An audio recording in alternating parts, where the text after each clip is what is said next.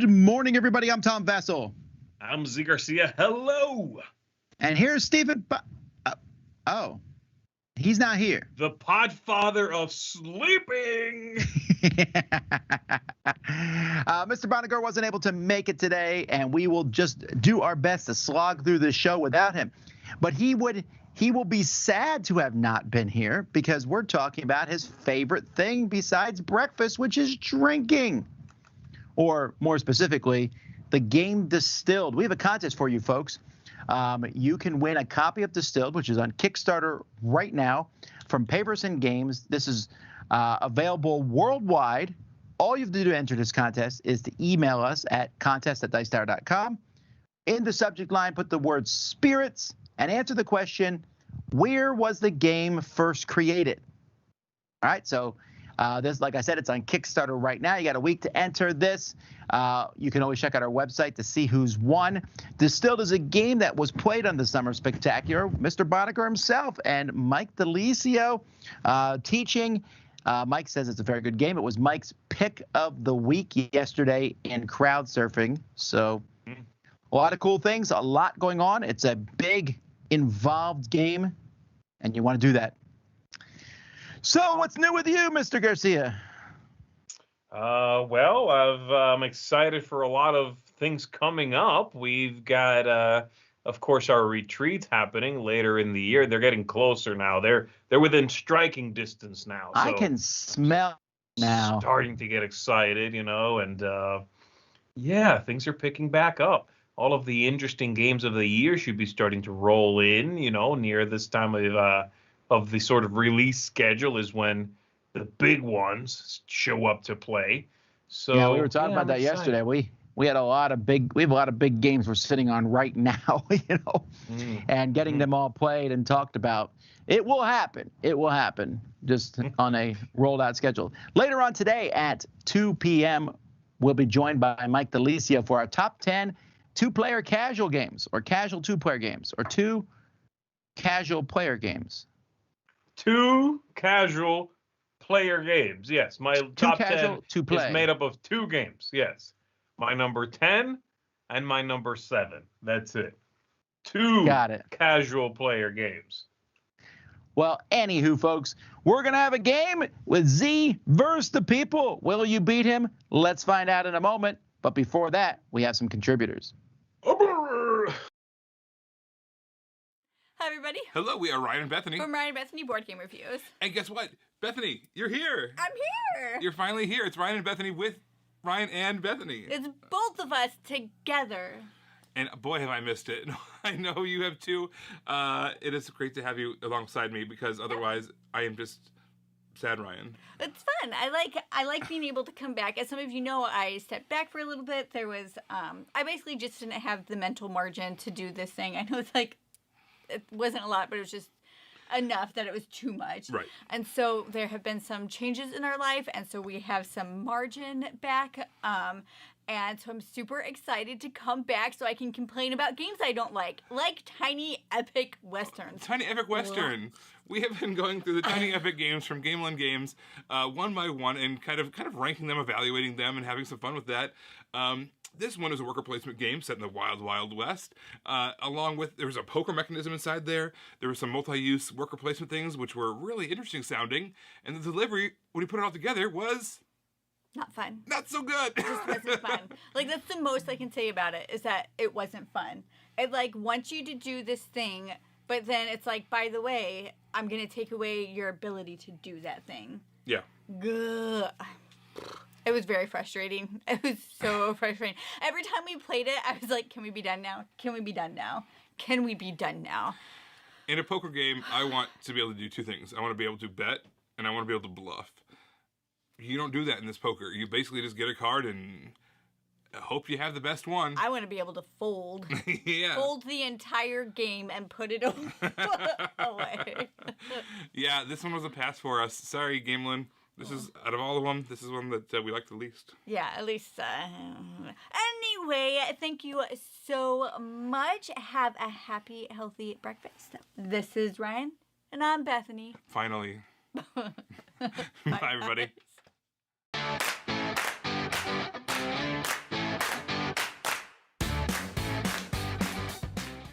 Hi, I'm Jordan. This is Weeknight Games, where I talk about a game that works well to play on a weeknight.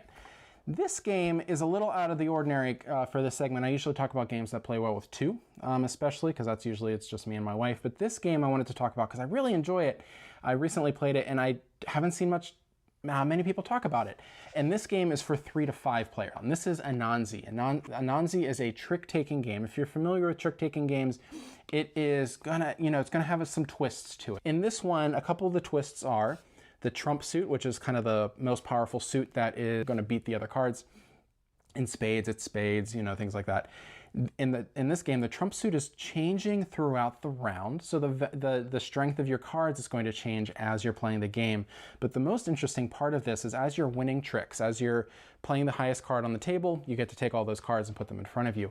As you're winning those tricks, you're going to also be able to play these cards to kind of not play a card into the hand. You play this card off to the side, and then you get to take a scoring card. And so the scoring card is essentially your bid throughout the round, and that's how you're scoring points. So in a game like spades, you often bid at the beginning of the round, and then you see if you made that bid, right? In this game, you're not doing that. You're going to be collecting these score cards as you're playing, and hope that the number of tricks you received is equal to the number of these point cards that you collected, because if they're equal, you get some bonus points. If it's less, if you take less of those point cards than the tricks you get those points. And if you get more of those point cards than tricks, you actually get no points. So you can kind of shoot the moon a little bit and not get any points. It's really interesting. I really enjoyed this one, and I thought, it has a couple little twists that were really interesting and kind of engaging in how you're playing. I played it with people that know trick-taking games. I think you really need that kind of background, but this one was really cool. This is Anansi from Heidelberg Games. That's it. I'm Jordan.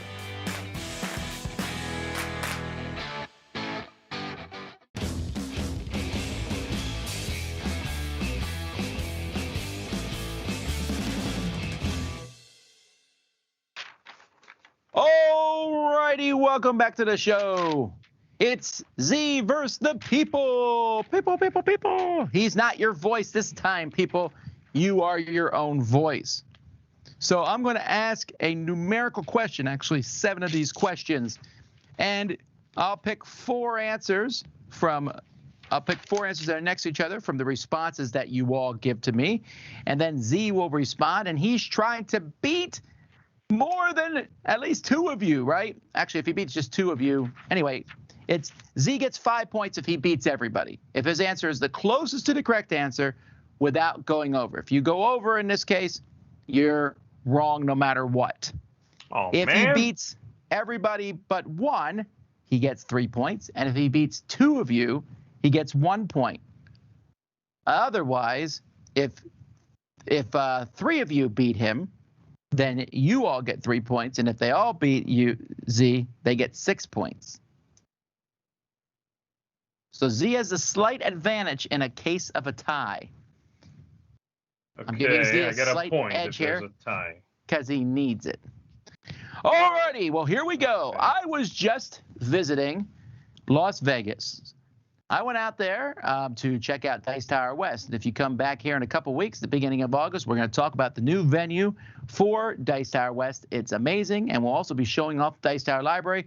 We'll be doing that on Board Game Breakfast, actually.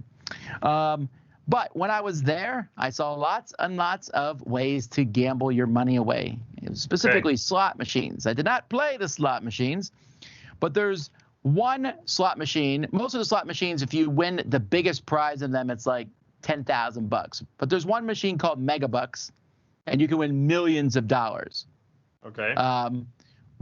My question is this. What is the largest sum ever won in Las Vegas? It happened in 2003 on a Megabucks machine.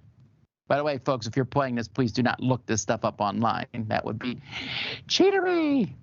So the largest amount won in Las Vegas from one of these machines.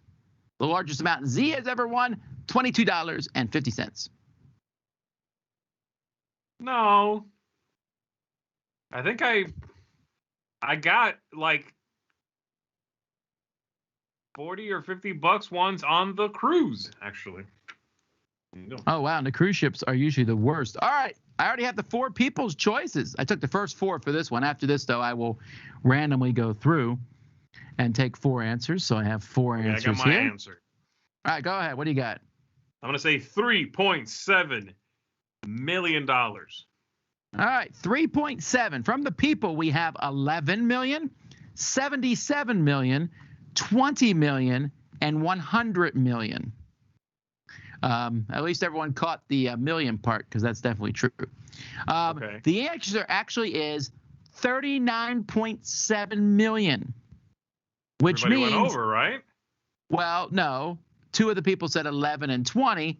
You said 3.7. So 2 people beat you, but that still gives Z 1 point. Yes. And for each point I have at the end of the game, that's $1 million, right?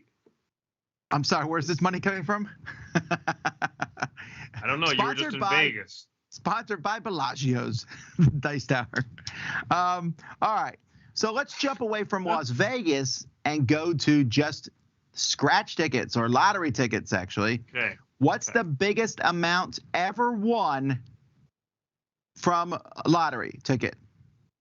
It was actually split between 3 people. Not a scratch ticket, I don't think. Just a lottery ticket, not a scratch ticket. Scratch tickets, okay, you can't win the millions of dollars in them, I don't think. Yeah, you're talking about a regular lottery, lotto type thing. Okay. Right. This was actually a Powerball, and it happened in the year 2016, so not very long ago. So you want the whole amount or what each of the 3 people would get? No. The whole amount is fine. The whole amount is fine.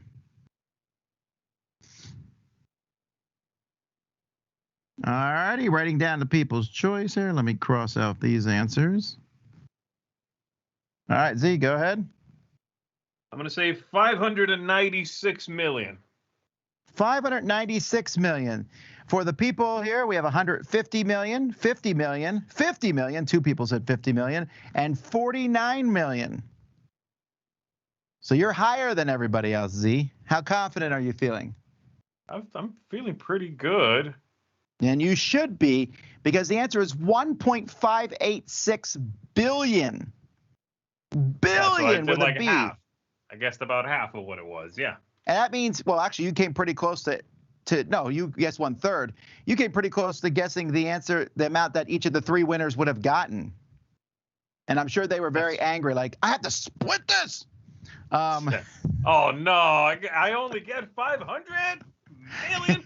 I'm sure they don't, of course, but, you know, even if the government takes, even if they take half of this, that's okay. The government shows up, we're taking half of this. No problem.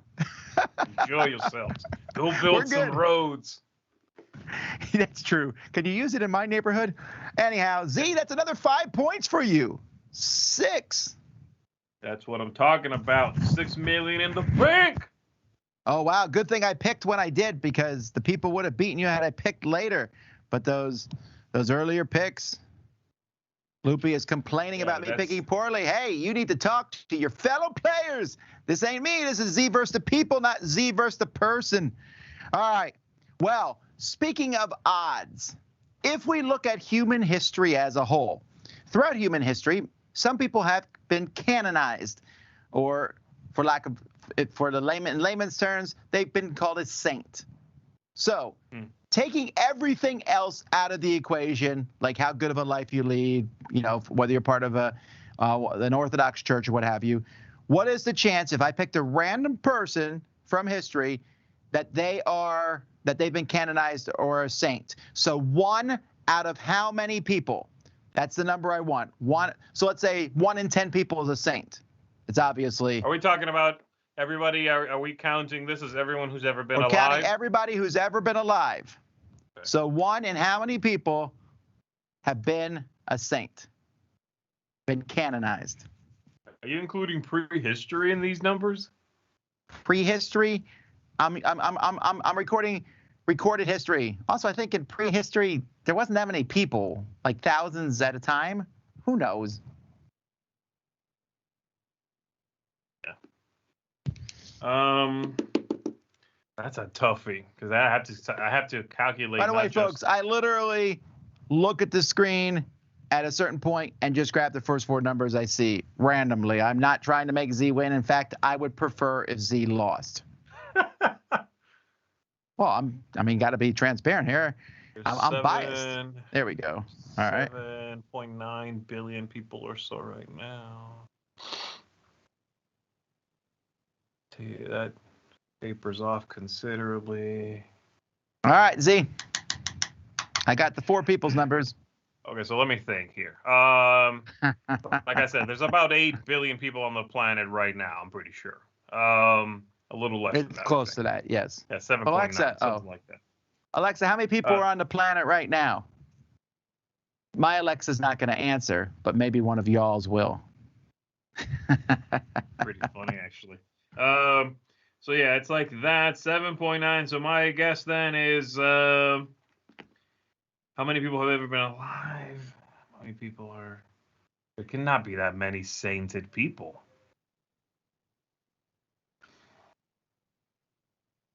I don't know. One in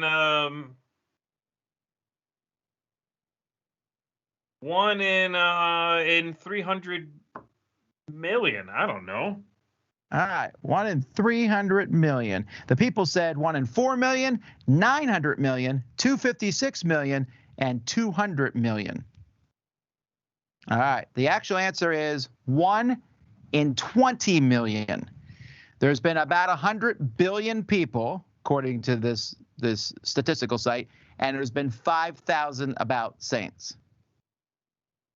You said 100 billion people throughout history? Yeah.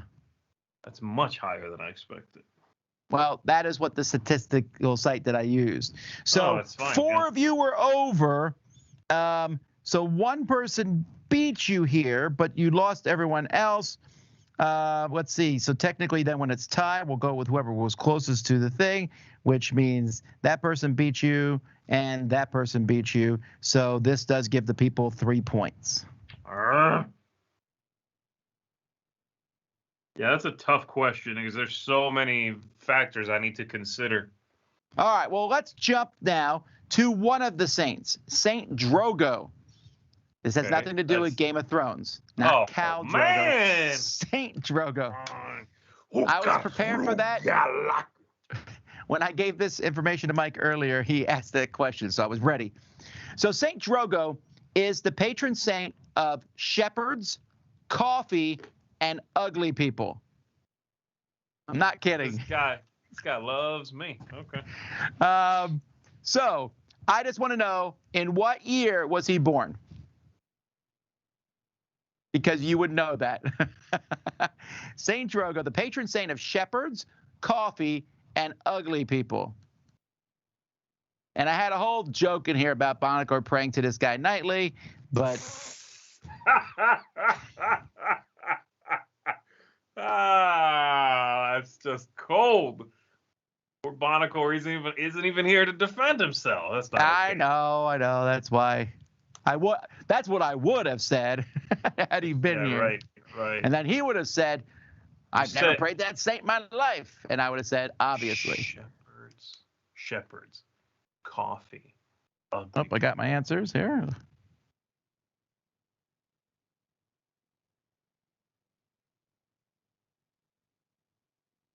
All righty. Waiting on you. Lots of good answers here. And very scattered. Go ahead. What do you got? The year of our Lord, 1183. All righty. Let's see. The people said 1206, 1431, 1126, and 17. Year 17. Well, Z, you said 1183. If he had been born in 1183, he would have died at age 3. You were really close to his death year, which was 1186. He was actually born in 1105. Oh, if you had just gone back one century. So here's the deal. Once again, everybody went over with the exception of the person 17, but the other person was closer than you. But once again, Even though it's a tie, this person went under, so that I have to give the people 3 more points. It is now 6-6. This is garbage. Hot garbage. Now, it's a bit of an anachronism that this guy is the patron saint of coffee because coffee, as far as we can tell, didn't really exist where he was at that point in time. But that's anyway, a late addition. I think that's a revision, I think. Probably. It's a shepherd. It's a shepherd thing. And then later we're like, also coffee and ugly people, you know. Yeah. All right. Let's jump now to coffee. So, okay. What percentage of Americans drink coffee every day? This is according to a coffee statistic website. I did not know such a thing existed, but it does. What percentage of Americans drink coffee every day? Does it look like they mean adult Americans? Yes, I'm sorry. Thank you for bringing that up. Yes. Okay. Every day. Are you in this percentage, Z? No, not at all. All right, well, that's information for the people to take into account. I happen to be having coffee today, but I think nobody in the office adds to the statistic, right? Yeah, I drink it on very rare occasions when I need some caffeine. Right. Yeah. But I know we are in the minority when it comes to that. I mean, not statistically. I'm not saying a number above 50% necessarily. I'm just saying that it's unlikely that 5 people working in a space, none of them drink coffee regularly. So, going with that assumption, I'm going to say at least 1/5.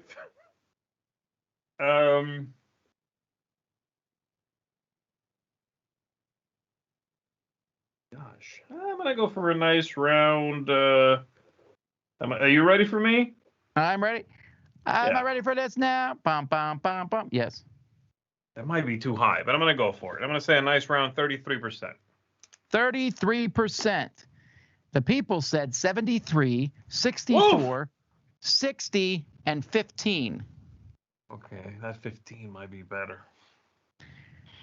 Actually, one of these people, Matthew Romanda specifically, got it dead on. 64 is correct. Unfortunately, Z, that means 2 people were ahead of you. 64 and 60, actually. So you're not doing so bad. I'm going to say you need to stop getting your statistics from Folgers.com. That's what I'm going to say. I think this is probably accurate, actually. So Z has 7 points. The people have 6. All right. Let's stick with coffee now. Now, listen carefully to this question because I don't want you the average coffee shop. This is the average. We're not talking about a coffee shop at an airport or a mall. The average coffee shop sells how many cups of coffee a day?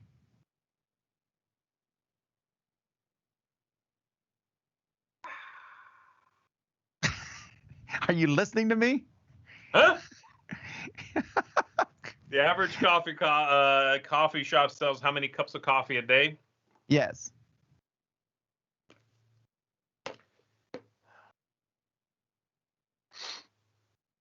It's going to taper off in the afternoon, likely. Maybe when they serve.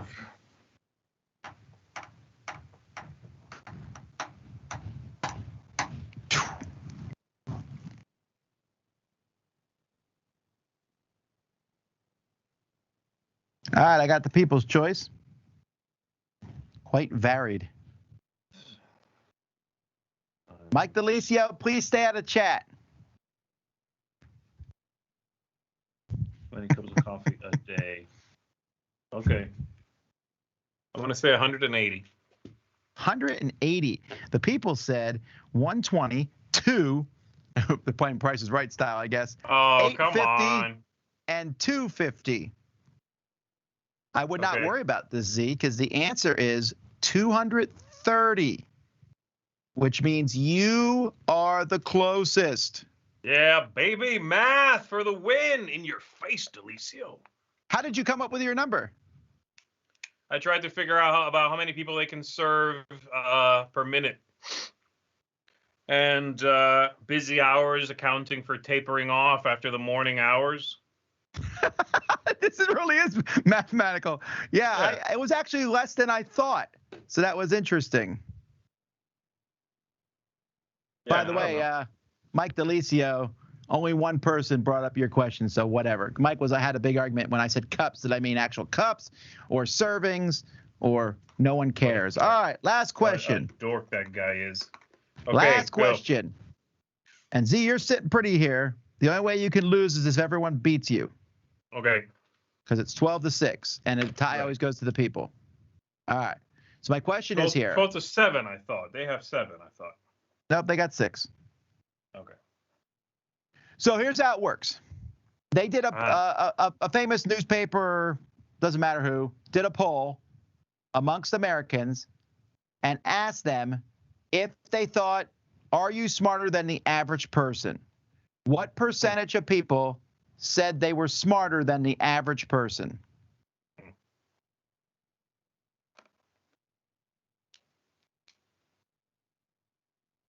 So I always find stuff like this fascinating.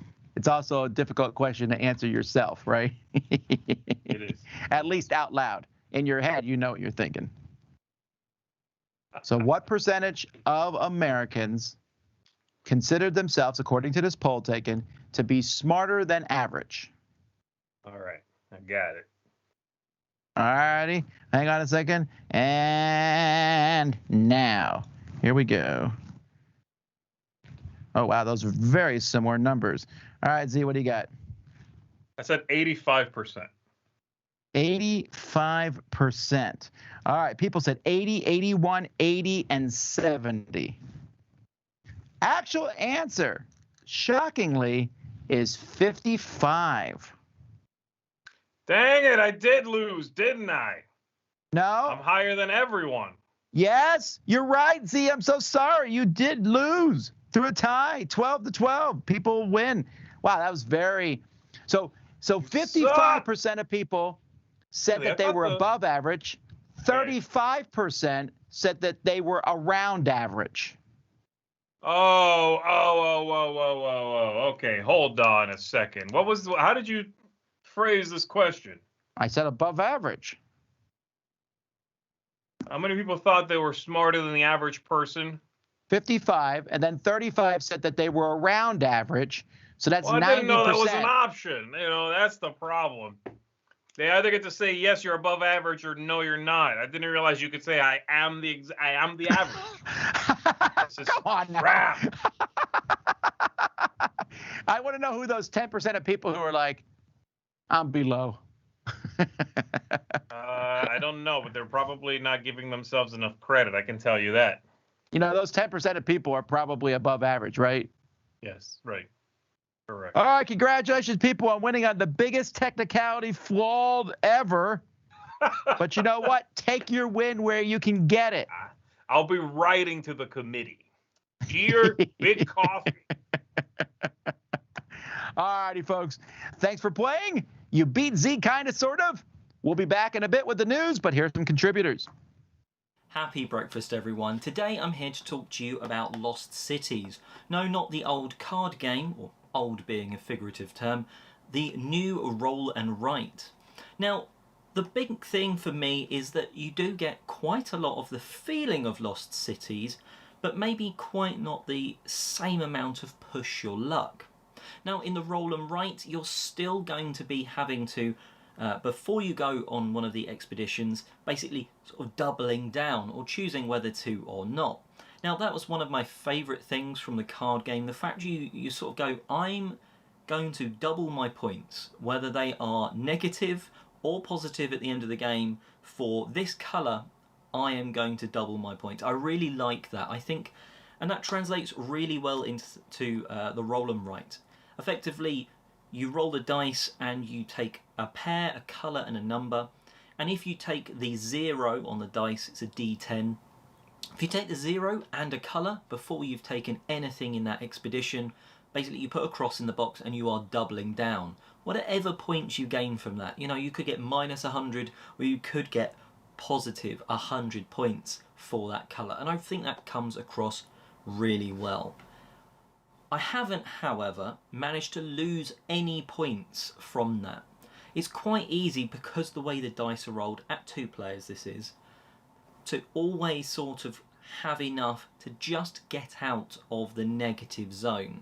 Now, it does mean sometimes you're doubling 5 points and getting 10, but it doesn't quite capture that real risk of I'm going to lose points. It's still fun, it's still got a lot to it, but I think the card game is potentially a little bit better for that real push your luck risk, but otherwise, Lost Cities Roll and Write is good fun.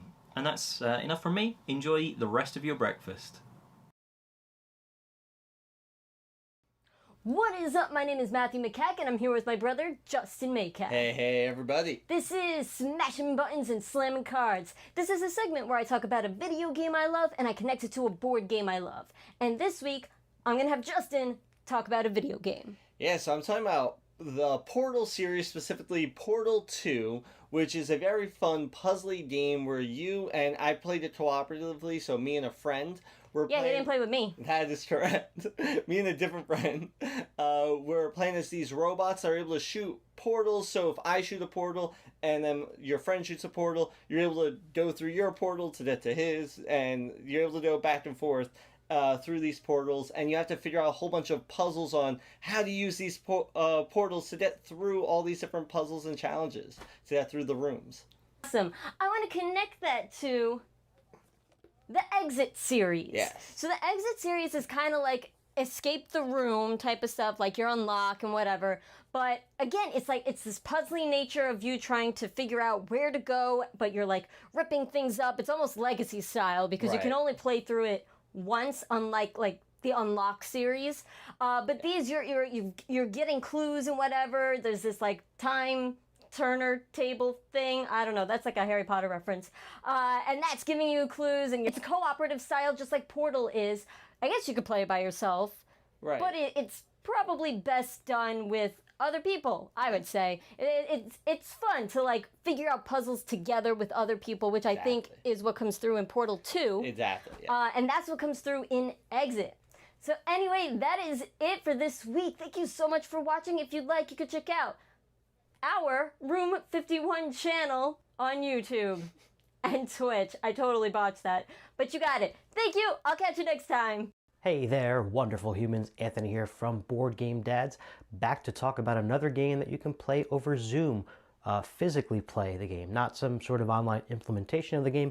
Those are great, but we're talking here about physically playing over the computer with your actual board game pieces, or at least some of them.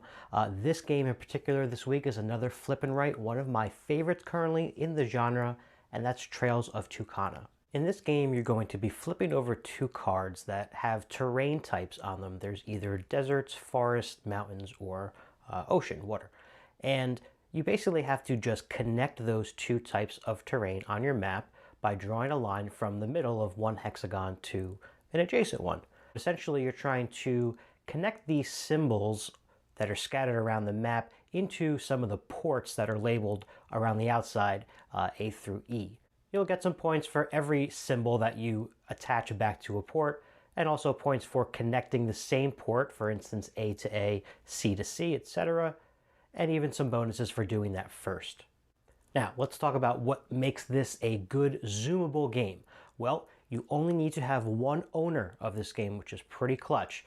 If you have a separate camera set up where you can show the person you're playing with over Zoom the cards, and if not, you don't even have to do that, because you can really just say, hey, it's water to water, sand to mountain, whatever, and they can just do it. But you can get a free printed out copy of the score sheet, both sides by the way, right from Aporta's website. You can download it right there. It's an exact color copy of the score sheet. So before I even bought this game, I had that sheet printed out in one of my plastic sheet protector things, and we would just use dry erase marker on it. Now I own the game. We do use that still sometimes just because it's a little bit bigger, but we do own it because we do love it a lot. Check it out if you've never seen it before. Thanks for watching, and enjoy the rest of your breakfast. Hey, happy breakfast. Happy breakfast.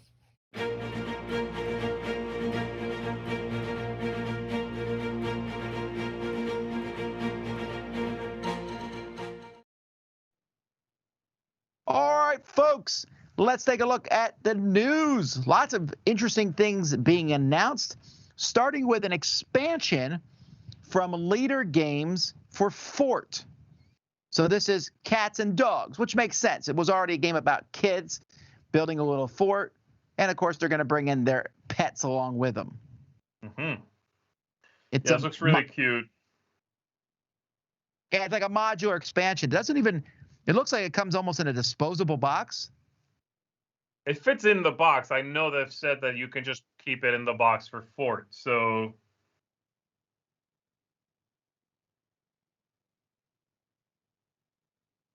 Got it. All righty. So are you going to get this, Z?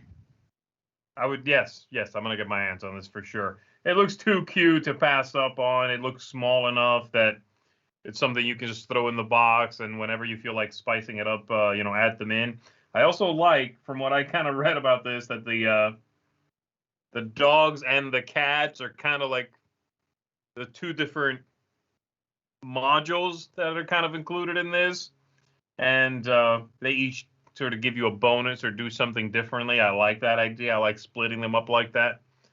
Yeah, it looks very adorable, and more of this artwork. The artwork for this game is already incredibly cute, but now you take that style and put it on these fluffy little things, and yeah, I'm sold. All right. Next, we go to Z's favorite IP, Power Rangers. Go Power Rangers! And that's about your extent of knowledge, isn't it? Yes, they got colors and stuff. So, Power Rangers deck building game. This is coming from Renegade. It is compatible with the previous deck building game. Did we ever even play this game? I don't even remember seeing it. Is it out? I don't know. I've never played the Power Rangers deck building game. I've never played one of them. No, I don't know. But this is an expansion / standalone thing. Oh yeah, I guess it is out. The first one. Yeah, we never got a copy of it, so I don't know if it's any good or not. I haven't really heard anything about it either way. Well, I don't know. Yeah, I think it's a standalone expansion style game. Okay, cool. Alrighty. Then we have Turbo Sleuth. This is from WizKids.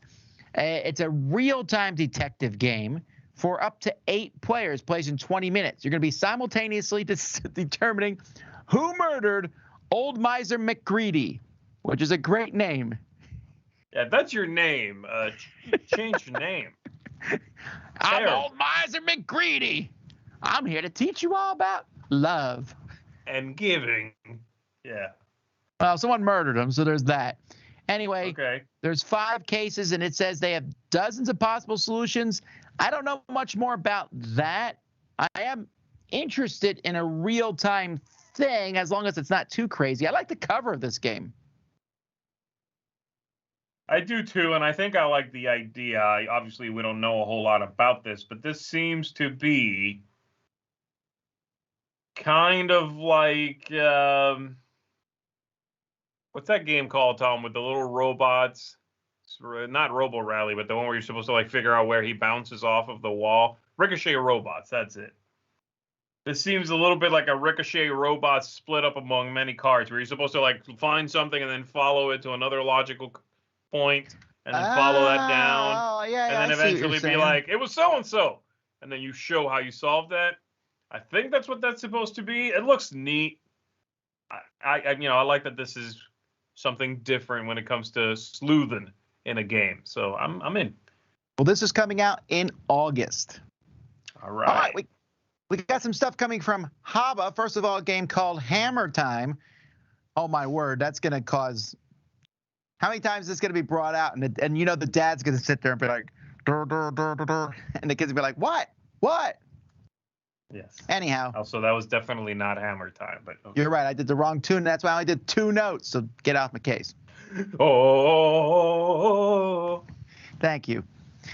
All right. I'm lost now. Anyway, it's a 2 to 4 player game for 5 up, and you are filling your wagons with gems without waking up the dragon. It looks like you're hitting the box. You're trying to hit gems off the box. But I'm assuming some of the gems you don't want to come off the box. I guess so, yeah. This is Just one of those silly kind of games. You're supposed to hit it just hard enough to make things fall off of it, but not too hard. Maybe too many fall off. That's what wakes up the dragon. You know, maybe it's not specific gems, but just the number of them. I don't know. Silly, cute, absolutely. Why not? You know.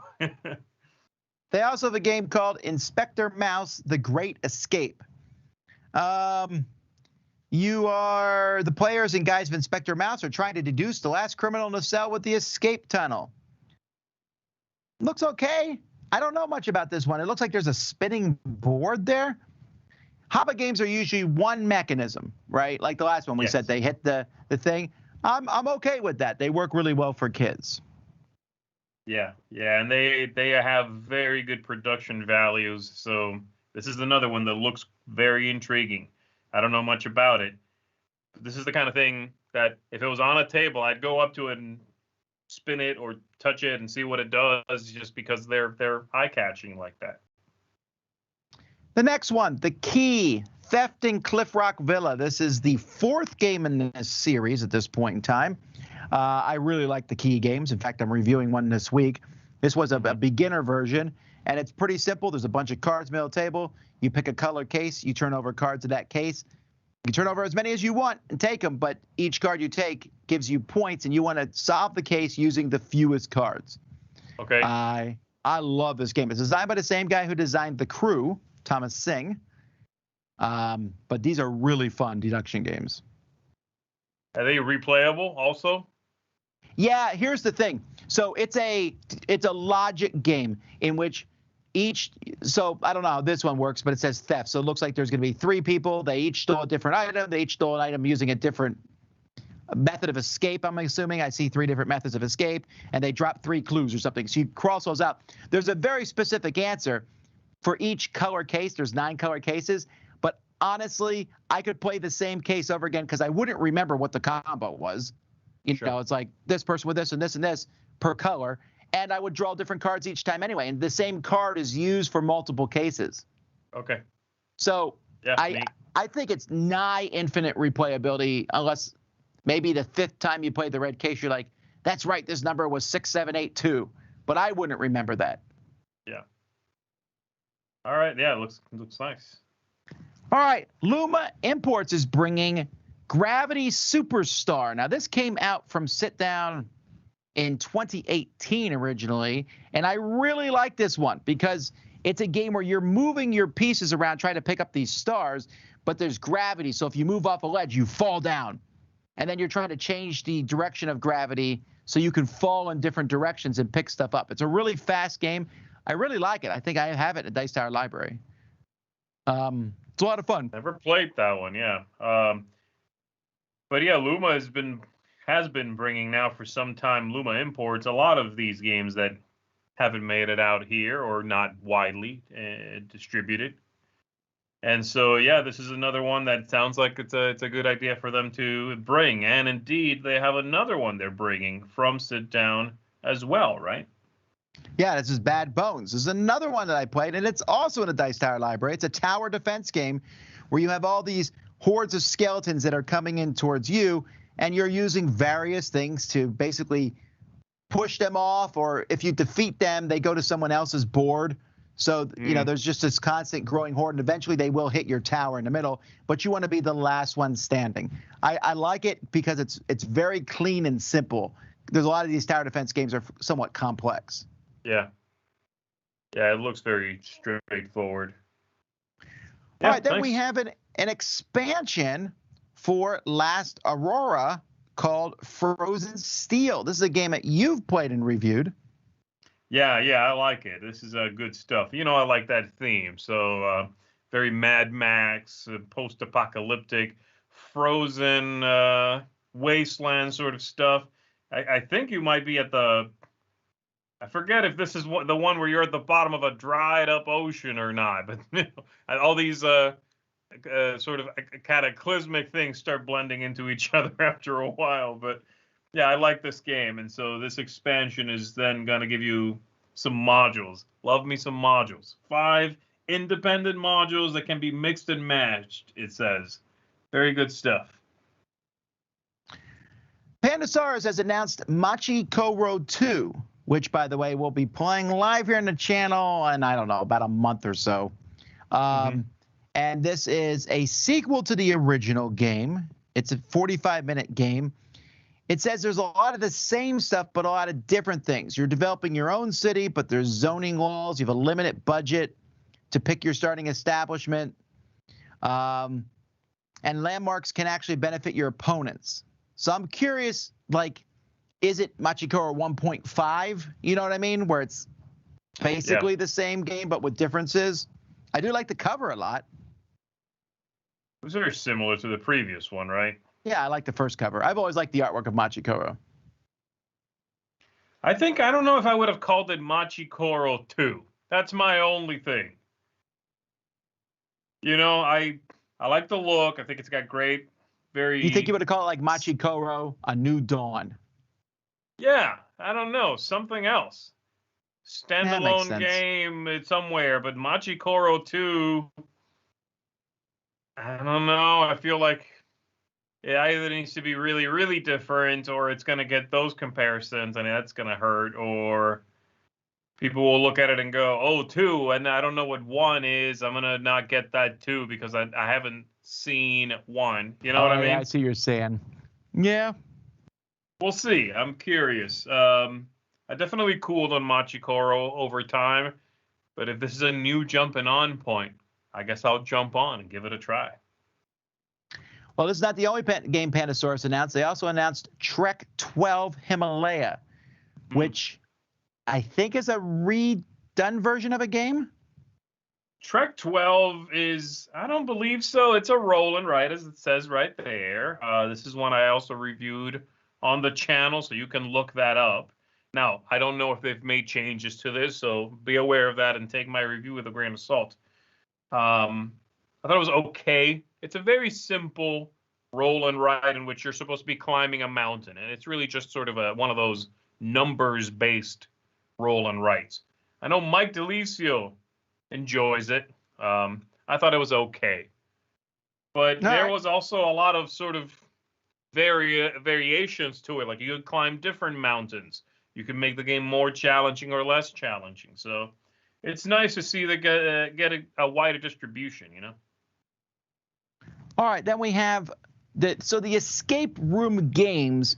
The escape room games genre, they're kind of pushing against the boundaries. There's only so much you can do. In fact, last night I played a mini escape room game. I turned over 2 cards in a row where I said, I know how to do that, I know how to do that, because I had seen them in other escape room games. Yeah. So they're trying to do something different here with this new series called Echoes. And this is from Dave Neal, who I'm not sure who he is, but Matthew Dunstan, who I do know who he is. It's a cooperative audio mystery game. So there's a free app, and you're going to listen to noises and voices that are connected to the material, looking for hints in the sound bites to bring the story parts in order and solve the case. So each part of this story is represented by an object, either a game board or a card, and its echo. And then there's 6 chapters in this story. I don't know what I think about this. It's one of those where I have to see it to understand and to know whether I might like it or not. Like I can't even take a guess as to whether, I might like that, or I think I might not like that. I just don't know at all. This is I love these covers, by the way. These covers, make it look. Actually, they look like magazine covers, but it looked like there's a magazine called Echoes, and that's these are 3 different issues. Yeah. But I played escape room games before, a lot of them, and at various points in some of these games, there is audio clues. It's happened before, and every time 2 things happens when an audio clue shows up. One thing is like we're like, wow, this is cool. We get to listen to something. And then the second thing is we have to listen to it 86 times because we're like, wait, what did that sound like? What was that noise? So I don't want to do that the whole game. So hopefully these are very clear sounds. Yeah. Yeah, I don't know. I don't know how involved it's going to be. I don't know if there will be like obviously trickier moments and much more straightforward moments, because that's how escape room games work, right? Not every puzzle is going to be a stomper. Right. How do you simulate that with audio? do you play one clip where it goes, the right key is red? And you're like, okay, so yeah, it's red. I mean, it said it very clearly. And then in another one, it's kind of like a garbled thing. How do you simulate difficulty? We'll see. I don't know. Also, the right key is the red one. We know that. All right. Oh, you're supposed to cut the red wire. Anyhow, so there's a pre-order from Eagle Griffin Games to get an expansion for Defenders of the Realm, the Heroes Calling, and Companions and Catacombs. And unfortunately, they did not have the same designer that does, Ian O'Toole obviously is not doing this like he does their Lacerda games. Mm-hmm. This is something that I would probably almost pass by. I love Defenders of the Realm, but man, this box is not really calling to me. But hey, there's more stuff, and that's pretty interesting because this game is I think it's 10 years old now. I am surprised to see it getting new content. When was the last time this game got new content? I'm curious. It's been a while. Yeah, they had a lot of content. I know that they made quite a bit for it, alternate, characters and all of that. There was a lot for this game. But this is a nice shot in the arm, an unexpected sort of surprise. Speaking of surprises, I wasn't expecting there to be a reprint of Jamaica. Well, okay, let me rephrase that. I expect them to keep putting it in print because I know it sells well, but they're redoing it, but not much. As far as I can tell, there's two main things they're changing: the cover and the rule book, which was always the weakest point of Jamaica because they originally were like, wouldn't you like to make your rule book look like a treasure map?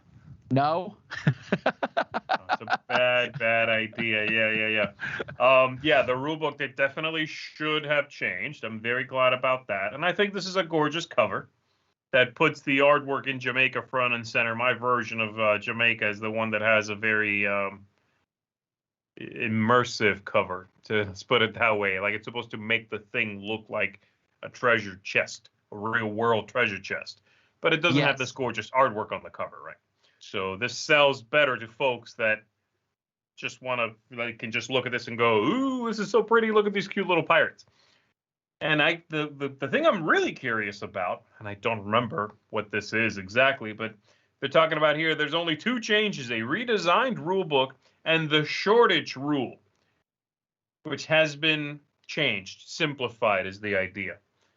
Which the shortage rule basically means if you run out of one of the things, but I never did in any game. No. Like, you mean physical amount of components? No, yeah. I think they mean if you get to a location and you're supposed to buy food to stop at that port and you cannot, then you move backwards until you can. Something like that. Oh, yeah. That was a kind of actually, I always thought the funkiest rule was if you get something, you have to remove one of your things, even if you have more of it. Like, if I take 2 coins, I might even remove a 4-coin hold to put that 2 coins in. Well, you couldn't do that. You couldn't put coins where coins were. You had to always make sure that you were replacing one thing with a different thing, which is, yes, it's tricky. But I'm curious. My point being, I want to go now find out what this updated rule is. I assume it can be implemented in a previous printing of the game. It should just be a written out rule update. So, but yeah, I'm glad this is in print, man. This is a gorgeous game. Very pretty, engaging, fun, lively kind of game. Check it out, folks. All right. So apparently when you're titling games, there is a little handbook that has 50 words in it, and you need to pick some of these words. This was done for our next game called Imperial Steam. Oh, a twofer. Yeah. It's like, are you sure? There's so many games out there with both those words in the title. Anyhow, this is from Capstone Games, and it's a train game. I'm pretty sure it's a train game. Yeah, your own factories and trains, and I'm sure it's going to be a strategic, very well put together game. The cover looks good. I'm just laughing at the name, that's all. It's funny that you said, you kind of stole a joke right away from me, because you said factory just a second ago, and I was thinking I was going to make a dumb joke about the only way, about a sequel you call Imperial Steam Factory, and then you get 3 of those words, because factory is definitely one of those words too. Yeah, it's in there. fine. I mean, I Okay, don't know so- how else you could fix it. I just thought it was funny that and there already is a train game called Steam or Age of Steam. And there's So a game called Imperial on its own. Yeah. alrighty. Now I said that, but now the next game has a very unique name. I don't even know how to pronounce it. Ariantis. Ariantes, maybe. Which honestly, if this is from Cranio Creations, I would have thought it was from Istari Games because there's a Y and an S in it for no reason at all. Yep. Now, this is a redone version of an old game from 2000, Carolus Magnus, from Leo Calavini. Now, Leo Calavini is a divisive designer. People love or hate his stuff. I'm on the hate side. And whenever you ask me about his games, taking co-designs out of the mix, because there's a few of his co-designs I like, and you said, what's his best game? It would be Cartagena. But after Cartagena, I would have said Carolus Magnus. Okay. But that being said, I don't think Carolus Magnus is a game I'd play at all 21 years later after my initial play of it. It was okay. It was essentially like a giant rondel. It was very abstract, moving stuff around this circle. I can't remember all the rules to it. But this cover Yeah, it was looks sort good. of like an area control type thing, and you had these sort of chunks of land, and they would merge into a bigger land. Remember that? You would take these little Vaguely. hexagonal things and sort of put them together, and now this was one singular larger group, and you were controlling those Yes, I things. do remember that. So now they've gone the exact opposite with the look of the game, that's for sure. This is now very cute, pastel colored, sort of sugary, sweet look and theme. The cover actually makes me think of a Small World sort of vibe is what this looks like. Yeah, a little. Small World has the same thing with a bunch of characters sort of crammed, kind of trying to hang on. It's got that same look. But I'm curious to try the game again because I haven't played Carolus Magnus in a long, long time as well.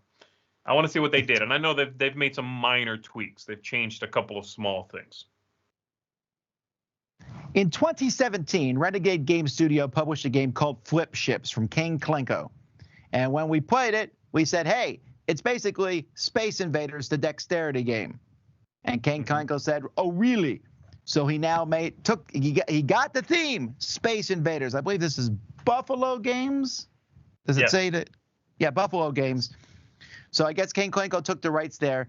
So it's very similar to Flip Ships. I mean, really similar to Flip Ships. I know this because I'll be reviewing this game next week.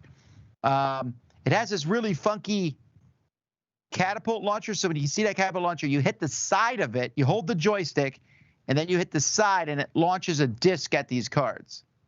Yeah. It's supposed to be like a little controller, I guess, like the top of a cabinet, arcade cabinet, right? And then the other thing is the button. I thought that was cute.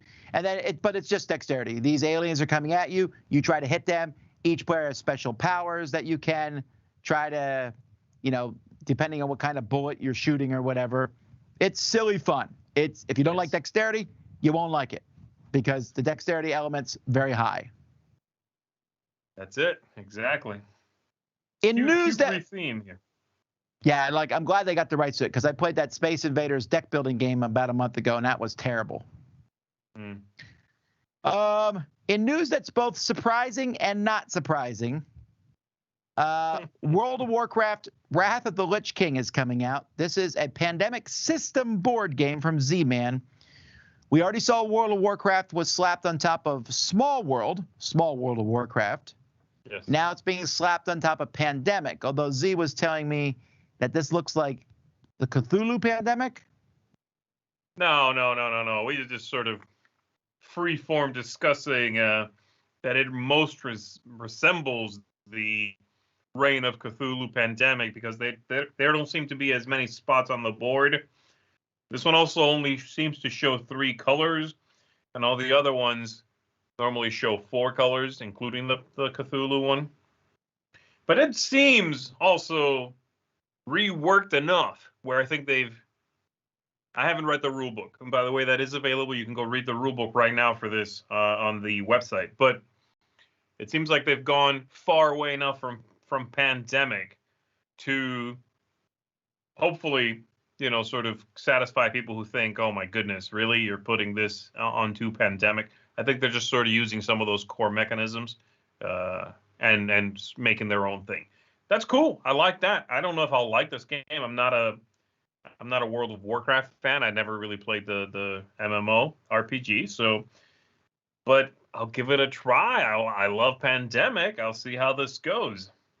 What about you? Is this something it somehow excites you, Tom, or are you not that It doesn't interested? excite me. I'll play it. I'm excited on one level in the sense of, yay, I'm glad World of Warcraft people will have a good game to play because I'm assuming it will be good, right? Yeah. World of Warcraft I don't know much about it. I mean, I played lots of Warcraft itself back in the day, Warcraft 2 and 3, but I never played World of Warcraft because I didn't want to get sucked down that rabbit hole, right? Yeah. This looks cool. It's got some plastic minis in there. Some of the sort of larger structures are just cardboard. I'm sure they did that to keep costs down, but I always find those things a little bit lame when you're surrounded by cool detailed plastic minis and then you're supposed to build a tower out of cardboard.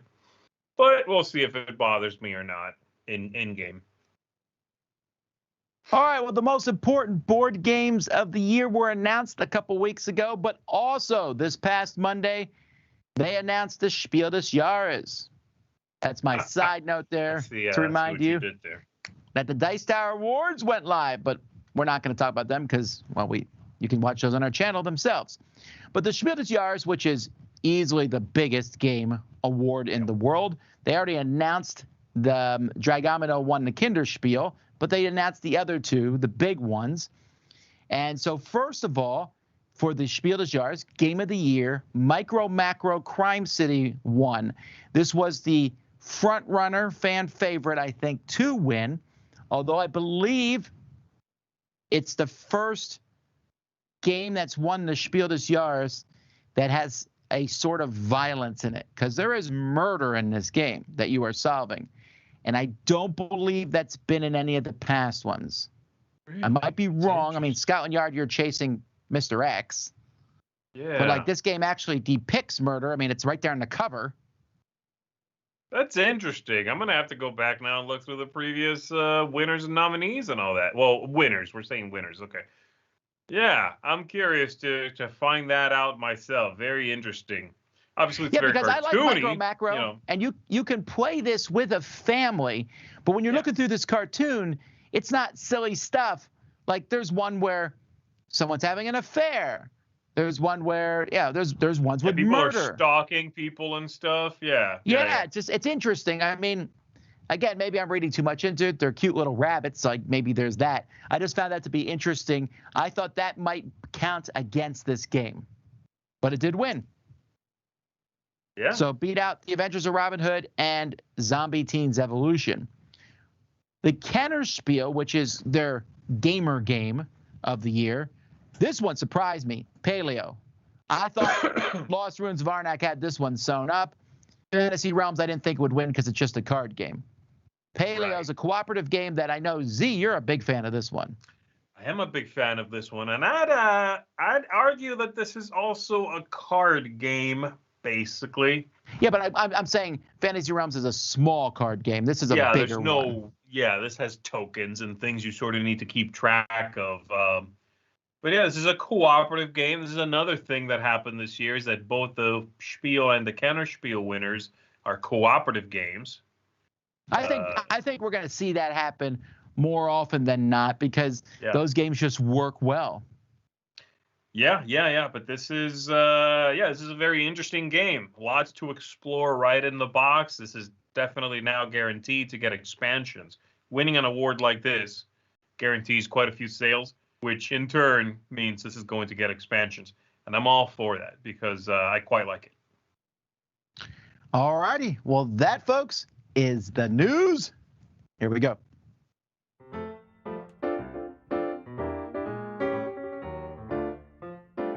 Hi, it's Tarrant. I'm Stella from Meeple University, also on the Dice Tower.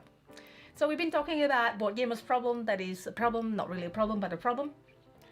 And today we're going to bring up that age-old discussion about sleeving and inserts that won't accept sleeves. Yeah.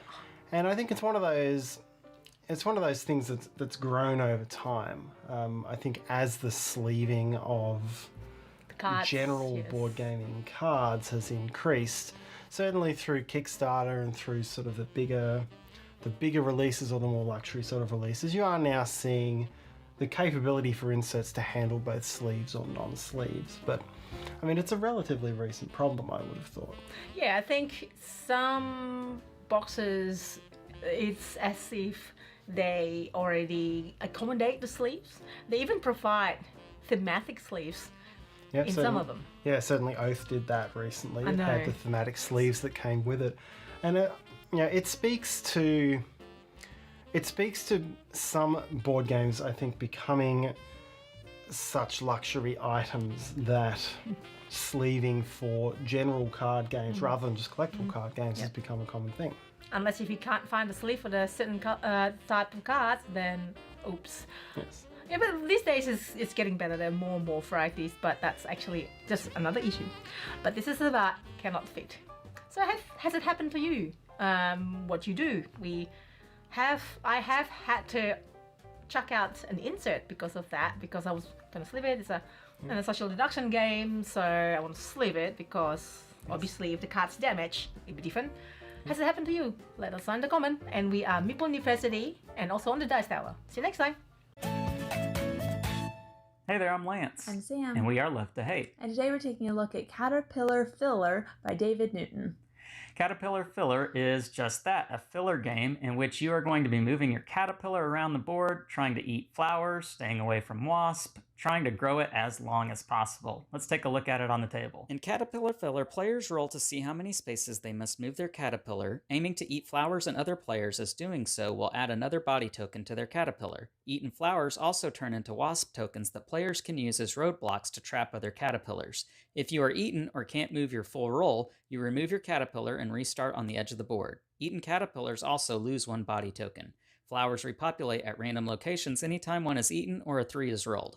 The game is over whenever someone gains their last body token or when all flowers have been exhausted. The longest caterpillar turns into a beautiful butterfly and wins the game. Alright Sam, so now we're going to go over your pros and cons with Caterpillar Filler. What are some of the things you like about this game? It's a little nostalgic. It definitely makes you think of the old game Snake. It's easy enough to play with kids. It's a fairly quick game, which actually leads me into my cons, which would be it's almost too quick. It really ends before it starts. But it is a really fun game. I just maybe wish it lasted a little bit longer. Okay, yeah, for sure. It definitely feels like it ends before it even really gets into it. Yeah. So as far as a scale score, 1 to 10, love to hate, what do you give it? I'd probably give it somewhere about a 6.2. It's fun to play with kids. I just wish there was a little bit more to it. All right, 6.2, there you go. Some other things to take note, there are some expansion tiles included in this game to provide alternate setups, alternate rules, which will add more wasp tokens onto the board to constrict movement, make things a little bit more difficult for you to move around. For Sam, I'm Lance, and this was Love to Hate.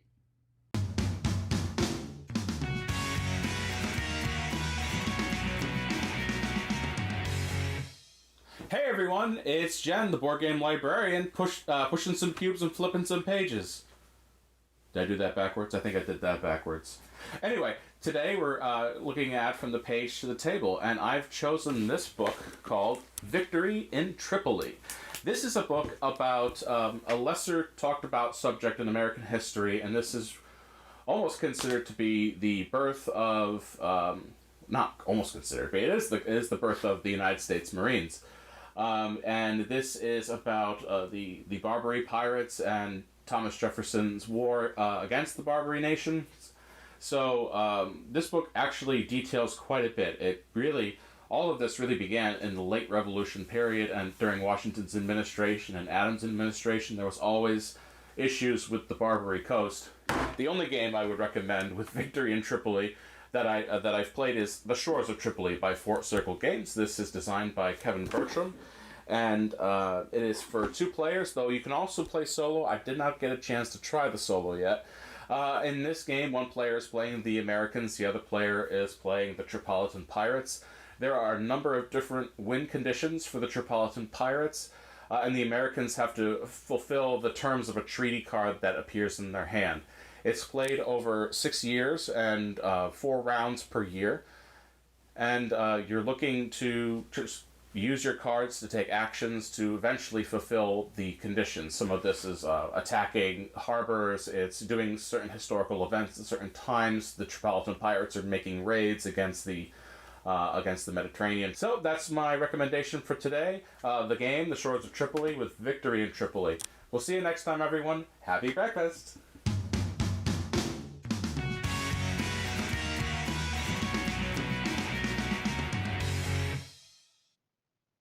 And that's it for today, folks. Thanks so much for watching and joining us. We do this every Thursday morning, and also there's a board game breakfast on Mondays at 9 a.m. We'll be back in 3 hours with Mike DeLisio talking about our top 10 two-player casual games. I keep getting the name of that wrong somehow. Doesn't matter. Join us then. Top 10 casual games for 2 players. That's what it is. But not exclusively for 2. Maybe they play more. But they're great at 2. Oh, now I'm panicking. Top 10 list. Anyhow, we'll see you then. And if you're just joining us now, well, first of all, goodbye. But secondly, there's a contest at the beginning of the episode. Go check it out. Until next time, I'm Tom Vassell. I'm Z Garcia. And Mr. Bonacor is sleeping it off.